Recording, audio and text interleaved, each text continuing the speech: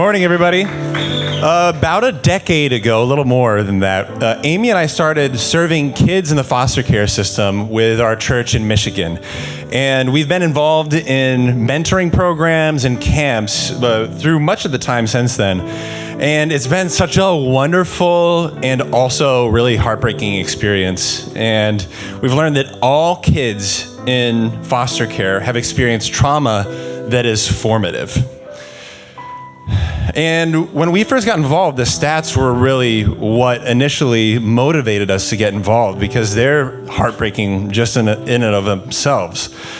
60% of teens who age out of the foster care system end up homeless after 1 year.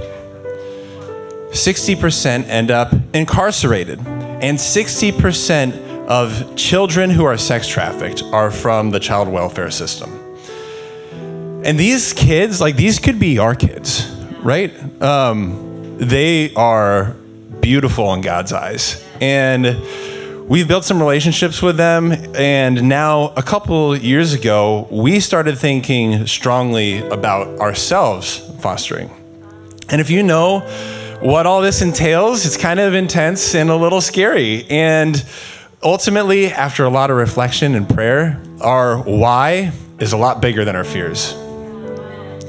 And also, just for me personally, this is probably a testimony for another day, but the Lord has been working on me with fear and uncertainty, because those are really hard for me and more present in my life than I want to admit. And I really found that I had to get honest with the Lord and with myself, because I wasn't really praying the honest, ugly prayers that I think I could have been.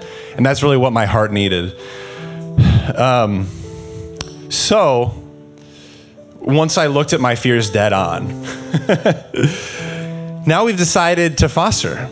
And even with a lot that we still can't predict, but we wanted to ask you all to come alongside us and learn with us and help be part of what the Lord is doing to break the cycles of trauma and help build emotionally healthy relationships. Thank you. So we're very excited to be going on this journey.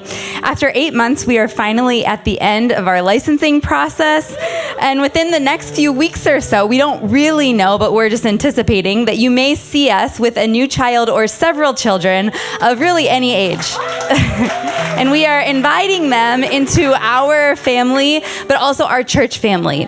For our future children and any child in crisis, here are a few things that we are internalizing and also want you to be aware of. That we want them to experience the fullness of childhood without feeling like an other. They may have different needs, but they are not defined by their trauma. Amen. We want to give them lots of love and meet them where they're at. We don't want to judge their behavior or make any assumptions about them, whether it's good or bad. We don't want to honor the child. We want to honor the child's story in privacy. So there are some things that we may not be able to share for their safety and protection, but we are here to educate in a broader sense and share how we're doing emotionally.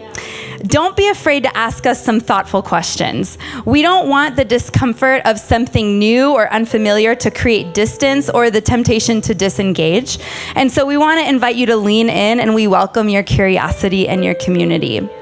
A child who has been abused needs thousands of positive interactions in order to be able to rewire the brain to receive love, and God's love. And so we are all called to share in that love, to care for the orphans and widows in their times of distress.